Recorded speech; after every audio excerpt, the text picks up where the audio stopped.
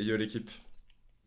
Bon, aujourd'hui, deuxième vidéo qui va être en complément de la première. Toujours, on va parler de win condition, on va analyser la draft, vous inquiétez pas, on va se mettre bien.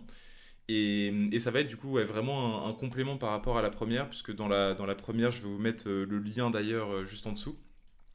Dans la première, on avait parlé de tout ce qui était macro en early game, analyse de draft, mise en place des win conditions. Et on va continuer sur la même lancée, mais cette fois, au lieu de parler d'early game et de macro pur et dur, on va s'aventurer un petit peu plus loin dans la game et on va parler de tout ce qui est forcer des fights dans nos win conditions et plutôt sur tout ce qui est vraiment prise de fight.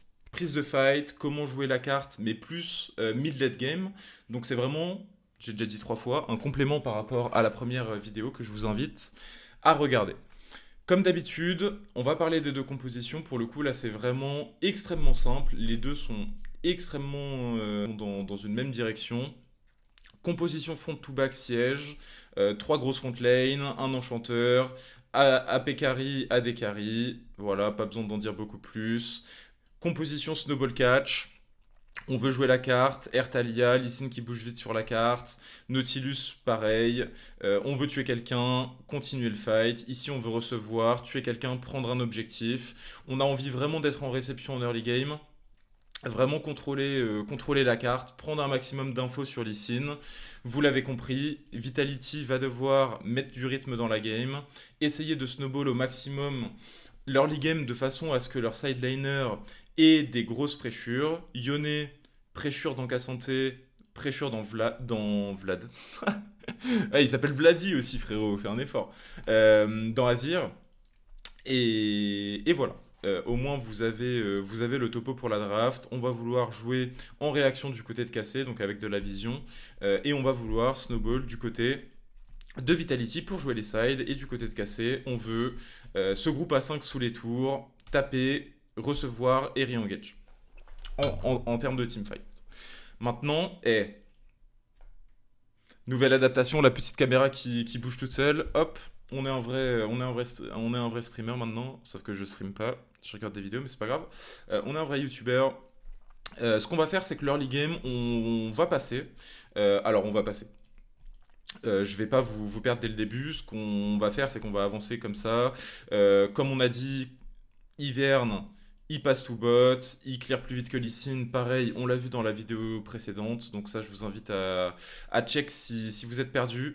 Mais on veut cover, on est en avance en termes de clear, on utilise le temps qu'on a pour cover notre bot lane qui joue la pressure de lane. La bot lane adverse veut jouer le kill pressure, mais du coup a besoin de l'info sur Ivern, a besoin de Lee Sin qui cover.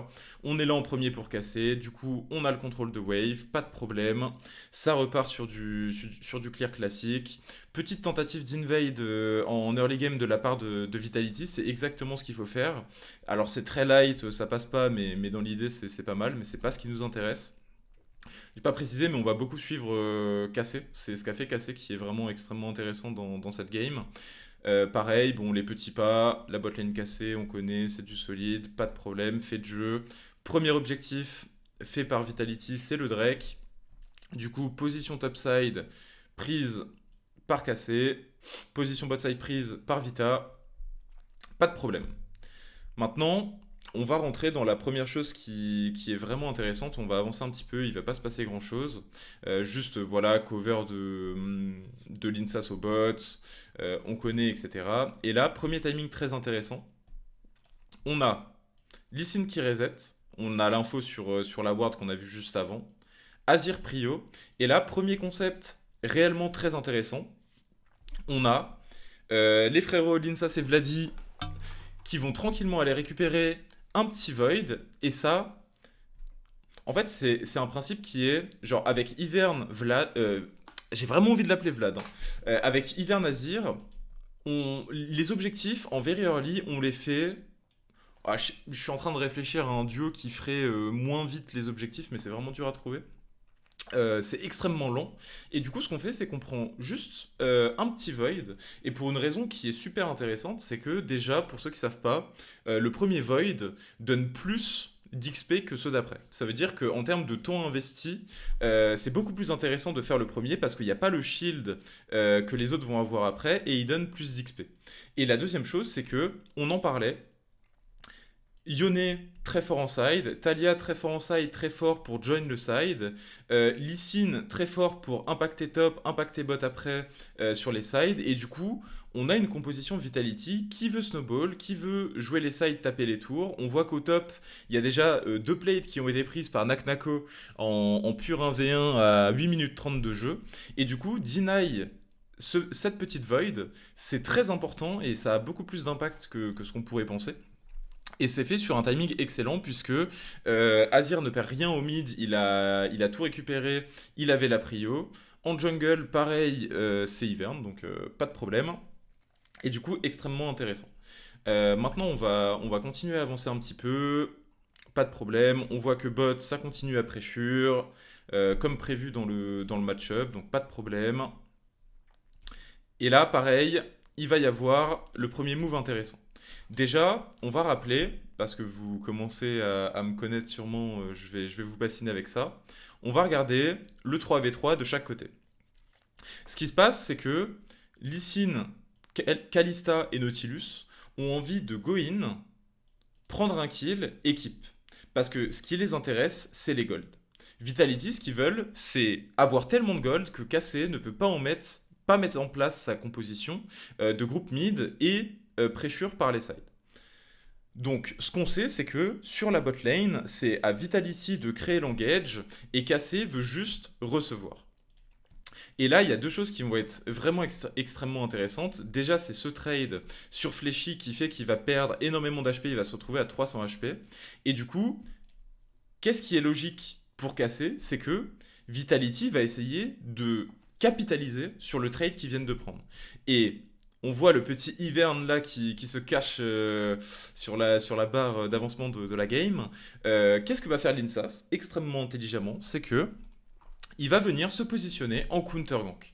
Et dans cette game, vous allez voir, tout ce dont a besoin Cassé, c'est de counter gank et d'empêcher la supériorité numérique de Vitality. Et ça, c'est le gros enjeu de la game, et c'est ce qui va être super bien fait de la part de Cassé, c'est que euh, vas-y mon pote, engage. Juste engage. Et ça, du coup, au-delà de plus sérieusement, extrêmement smart de la part de l'INSAS. Et encore une fois, c'est quelque chose qui est totalement anticipable et qui a été forcé avec plaisir de la part de Cassé. Pareil, quelque chose d'extrêmement important pour la suite de la game, on sait qu'on ne veut absolument pas jouer sur ce topside. Ce topside, c'est pas intéressant pour Vitality parce qu'ils peuvent pas dive, c'est pas intéressant pour casser parce qu'ils perdent. Du coup, on sait que ça va jouer sur le bot side, pardon. Là, reprise de vision, invade de Vitality Instant, donc excellent, c'est exactement ce qu'ils doivent faire. Et du coup, même principe, l'Insas, qu'est-ce qu'il se dit? Il a ses camps top à faire, mais il sait que sur ce timing-là, s'il va top, sa bot lane est dans la sauce parce qu'ils ont une wave à crash. Et là, dans tous les cas, il sait, l'Insas, qu'il doit être présent pour le bot side. Et qu'il va probablement se passer quelque chose de mauvais pour sa bot lane. Et du coup, deuxième timing très intéressant. Il se passe exactement la même chose. Pourquoi sur Tahm Kench et pourquoi le duo est intéressant, c'est que Senna peut avoir son E pour empêcher le R Nautilus et il est très bien positionné la Caliste sur ce moment-là. Et Tahm Kench encaisse extrêmement bien la first engage. Ça veut dire qu'on va mettre en x1 et on va se pencher un petit peu sur ce qui se passe là. Là, focus sur Tahm Kench. On a la merveilleuse rédemption de la part de l'Insas. Très, très bon champion, très bon item, bien joué à toi. On encaisse la première engage. Et là, qu'est-ce qui se passe? TP instant. On se retrouve en position de front to back. La composition de Vitality n'a pas réussi à prendre son kill et à enchaîner. Du coup, qu'est-ce qui va se passer? On va récupérer les positions pour casser. On sait qu'on est dans une position qui est strong. Et tout simplement, on va détruire ce fight. bien tranquillement, hein, à la manière cassée. Mais ça, c'est du fait de jeu, c'est de la punition. Retenez bien, ce qui est intéressant, c'est que à aucun moment, Cassé n'a essayé de créer du jeu. Ils ont juste attendu l'inévitable et ce qui est obvious de la part de Vitality, à savoir le fait de créer du jeu. Et ils sont en réponse parfaitement à chaque timing, en tout cas pour l'instant sur les deux timings qu'on a vus. Donc là, pareil, Cassé reste sur de la vision autour de où ils veulent jouer. Donc c'est-à-dire que là, Cassanté est parti au charbon, donc la vision bot, à peu près rien à faire. On sait que jouer sur Cassanté, c'est une erreur. On concentre notre vision sur le topside, sur l'objectif qu'on veut conteste, ou en tout cas qu'on veut pas laisser à l'équipe adverse, parce que Vitality veut snowball. Donc encore une fois, on sait très bien qu'ils vont jouer autour de l'Herald et pas autour de ce vilain Cassanté. Et là, très intéressant, qu'est-ce qu'on fait pour casser? Crashbot, on est conscient que ça va jouer top, du coup Cassanté va très probablement faire une rotation sur le top side parce qu'il n'a pas de TP, et à ce moment-là, le seul objectif de casser, c'est de gagner du temps. Chaque minute, chaque seconde qui est gagnée par casser dans cette game, c'est une seconde vers la victoire. Et là, il y a quelque chose qui est vraiment extrêmement intéressant, encore une fois, vous commencez à comprendre, c'est que on va analyser un petit peu cette situation. Notre cas santé est totalement présent sur le move, donc on sait que c'est potentiellement du 5v5, mais hyper important, quand vous jouez des teamfights, ne considérez pas l'aspect global de la chose. Oui, 5 personnes sont sur ce topside, mais il faut réussir, en fait, dans votre vision et dans l'analyse de vos teamfights, il faut que vous arriviez à séparer en fonction de votre proximity. Par exemple, Lee Sin et Yone ne peuvent absolument pas avoir de l'impact sur ce qui se passe ici. C'est-à-dire que là, si on regarde la minimap, en complément de là ce qu'on voit, on a un 4v3 ici, parce que là, Ivern peut totalement impacter ce fight dans les 1 ou 2 secondes. Lee Sin, il lui faudrait plus 4 ou 5 secondes, et 4 ou 5 secondes dans un fight, c'est énorme.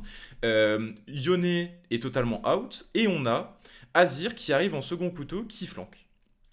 Et du coup, ce que va faire casser, et c'est vraiment exemple typique de comment jouer des fights avec une compo front-to-back, vraiment, ce qu'ils vont faire, c'est qu'ils vont temporiser la première engage en 3v4, ok, reculer pour se repositionner avec leurs 3 man contre 2 personnes. Cassanté, Giga Chad, bon, on ne présente plus le champion, il a un item, il est full beat, du coup, bien évidemment qu'il peut tempo 3 personnes. Encore une fois, on en a parlé, mais. Enfin, on n'en a pas trop parlé, je crois, mais Cassanté, qui le tombe en face, c'est good luck. Si vous êtes derrière, good luck. Du coup, on se repositionne, on se retrouve en position de 4v2, et Cassanté, évidemment, super champion, 1v3, s'il meurt, c'est pas grave, low ressources, etc. Checkez la vidéo d'avant, petite pub en plein milieu, ça fait plaisir. Et là, destruction. Et qu'est-ce qu'on a à la fin? Évidemment, Cassanté, Giga Chad, il est toujours en vie, mais ça, c'est pas étonnant. Et surtout, on a temporisé l'Herald n'est pas fait, même si c'était du 1 pour 2 pour casser, c'était bien. Là, on s'en sort avec du 2 pour 1 parce que mécaniquement, on est fort, mais ce qui est très important à garder en tête, c'est comment, avec notre composition et nos positionnements, faire en sorte de se retrouver toujours dans des teamfights positifs à l'intérieur même de là où on joue. Et ça, extrêmement intéressant.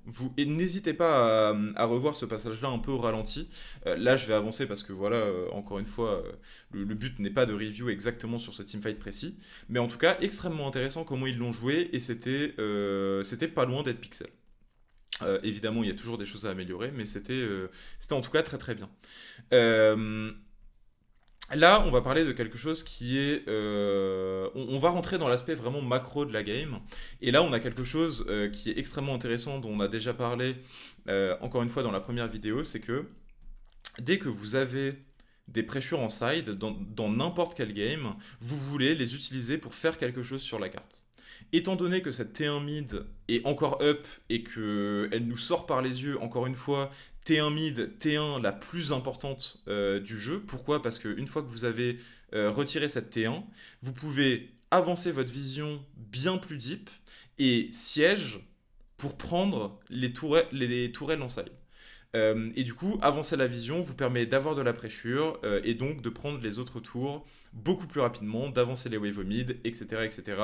On en parlera plus tard dans une prochaine vidéo. Mais là, du coup, ce qui est intéressant, si on regarde bien, c'est que euh, push bot, on rotate mid, ou en tout cas on fog.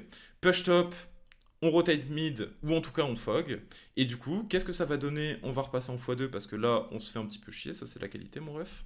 Et du coup, de manière totalement pacifique, de manière totalement macro, on va récupérer cette T1 avec notre composition qui ne veut pas spécialement se battre sur ce timing-là. Et du coup, ça nous permet quoi? Ça nous permet d'ouvrir la carte. Pareil, ça c'est possible parce qu'ils ont bien tanké l'early game et parce qu'ils ont le contrôle sur la map, mais une prio en side, top et bot synchronisés, a suffi à prendre la T1 mid. Donc pareil, ça, ce genre de timing dans vos games, faites-y attention, vraiment. Tout. Alors, on va parler de la fin de game maintenant. Ça va être plus sur du fight, mais pareil, extrêmement intéressant en termes de macro. Ce qui va se passer là, c'est que on va avoir un timing sur lequel on sait que Vitality va vouloir jouer. Et vous allez voir dans les réactions, ça va être extrêmement intéressant. Et tout part de cette pause de l'Herald et du match-up bot. Parce qu'en gros, pour faire un petit récap, le match-up bot est à l'avantage de Yone. Tout simplement parce que Azir, même s'il a 2 items, n'a pas le sustain pour défendre contre Yone. En gros, Azir peut rester sous tour et prendre les waves, mais s'il s'avance, Yone peut trade into regen sur la wave et potentiellement dive ou en tout cas pressure Azir. Du coup, Vitality là a un shot à jouer avec Herald, forcer la prio mid, avec le Air Thalia et le fait que Mainter au top n'ait pas de TP, et faire une rotate de Yone sur la mid lane. Mais vous commencez à comprendre, on a parlé des rotations, etc. Du coup, je vous laisse un petit peu de temps. Comment va réagir Cassé? Évidemment, cet Herald, on n'a pas envie qu'il charge, il est mis sur un timing où Yone est bot, ok, pas de problème. Maintenant, on sait que Vitality veut jouer, on voit que Yone décale, et on sait que Cassante n'a pas de TP. Du coup, alors on va mettre en x1, pareil, parce que c'est un timing très intéressant. Là, timing de fight. Encore une fois, vous avez remarqué, notre carry est super bien placé. Notre Tahm se fait engage, mais notre Tahm a 2 items et des shields d'hiverne. Force à eux. Et du coup, premier engage parfaitement encaissé. Le Yone, on avait l'info, on est positionné sur le top side. Selfmade avec son Lee Sin qui va tenter un move désespéré, on peut le dire. Cassante, comme vous le voyez, qui fait barrage et qui pressure l'adversaire. Et là, regardez bien les clics. Instantanément, tout le monde ne va que dans une direction. La flèche est améliorable, hein, je vais la train. Le Nashor. Pourquoi? Parce que on n'a pas envie de commit contre la composition adverse, on veut recevoir, et du coup, on reste dans notre plan de jeu, sur nos win conditions, et on va faire l'objectif instantanément. S'ils veulent contest, on turn, pas de problème. On envoie notre garde du corps, Cassante, mettre un petit peu de pressure au mid, il n'y a pas de problème. Et on sécure ce Nashor. Et encore une fois, tout ça a été récupéré en attendant l'erreur adverse et en l'anticipant. Et c'est ça qui est extrêmement intéressant. Maintenant, Vitality a décidé de prendre le Drake, cette tour au top, elle est free, il n'y a pas de problème. Tout est good. Maintenant, on va parler sur la fin de game de pourquoi et de comment Cassé s'est déployé sur la carte avec ce Nashor pour terminer la game. En gros, on va reparler de ce que veulent faire les 2 compositions. Ok? Si je vous saoule avec ça, c'est que c'est hyper important, et si vous connaissez tout, c'est que vous êtes pixel perfect, bien joué à vous. Ce qui se passe, c'est qu'on a parlé de la composition de Cassé. C'est une composition qui veut siège. C'est-à-dire qu'ils veulent être à 4 ou à 5 devant une tour et la taper tout simplement. La composition de Vitality joue sur du catch grâce à leur facilité de rotation sur la carte. C'est-à-dire que Air Thalia, Lee Sin décale vite, Yone a une TP, eux ce qu'ils veulent c'est catch et punir. Quand vous avez un Nashor, vous voulez toujours jouer mid plus side. Peu importe que ce soit mid bot ou mid top, vous voulez toujours jouer sur deux lanes. Là, ce que va faire la KC, de manière extrêmement smart, c'est que ils vont envoyer leur Catman bot side. Et ça, c'est quelque chose de giga smart parce que si je vous fais un petit schéma simple, si vous êtes à 4 au mid, vous pouvez vous faire flank. De derrière par la bot lane, de derrière par top lane adverse, d'ici, de là, de derrière s'il y a des wards, etc., etc. Il y a beaucoup de zones à défendre. Si vous allez sur la bot lane, vous pouvez vous faire flank de derrière, d'ici, et c'est tout. Vous avez juste cette zone-là à défendre. Et du coup, contre une compo qui veut catch et qui veut trouver des flanks, eh bien, aller en side avec une composition qui veut jouer à 4 ou qui veut jouer à 5 et qui veut front to back, ça force l'équipe adverse à être regroupée devant vous. Et à ce moment-là de la game, c'est FF pour Vitality. Vraiment, à ce moment-là, avec la composition de KC, il y a extrêmement peu de chances de perdre la game. Là, on voit, extrêmement intéressant, il y a une ward qui a été posée, on a vu ce qu'ils ont fait au top, Vitality s'attendait à ce qu'ils refassent pareil au bot, ils ont mis une ward derrière et Yone ATP, et même dans ces conditions-là, on peut mettre en x1 pour aller x1.5, mais même dans ces conditions-là, on a un Zonia sur le Azir, j'allais l'appeler Vlad encore. On a un Zonia sur Azir, on a un Flash sur Senna, on a le R de Tahm on a une composition qui est faite pour recevoir, et donc on encaisse l'engage sans aucun problème, on continue, et GG's. GG's. Mais en tout cas, là, ils vont finir la game, etc. Pas de problème. Ce qui pour moi est extrêmement intéressant à ressortir de cette game, c'est que, encore une fois, l'équipe qu'on a suivie dans cette game, donc KC, a parfaitement compris ses win conditions et l'a parfaitement adapté dans la game. Pas une seule fois, ils ont forcé une engage. En permanence, ils ont attendu que Vitality crée du jeu et force sur eux. Et c'est ça qui fait que, avec leur Nashor, ils arrivent à terminer la game en permanence en jouant autour de leur win condition early game. Et GG Wellplay, GG Aise. Voilà. C'était un petit peu plus long, mais là pour ce genre de concept, je pense que c'est important de vraiment rentrer dans les détails.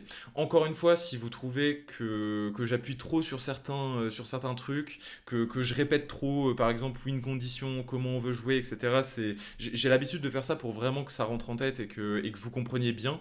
Si vous trouvez que c'est trop, n'hésitez pas vraiment à me le dire. Encore une fois, je vais vous mettre en lien la description. Enfin, dans la description, le lien de la vidéo que j'ai faite il y a 2 jours, donc qui explique plutôt la macro early mid game et qui est un complément par rapport à celle-là. Et comme d'hab, merci encore pour le soutien. Vous avez été vraiment beaucoup à m'envoyer des messages sur ce que je pouvais améliorer, à envoyer de la force. Donc continuez, je vous en supplie, ça donne vraiment beaucoup trop de force. Si vous avez des sujets, des choses que vous aimeriez que je traite, n'hésitez vraiment pas pareil à me les envoyer. Et en tout cas, force pour la suite. On se dit à bientôt l'équipe. Ciao.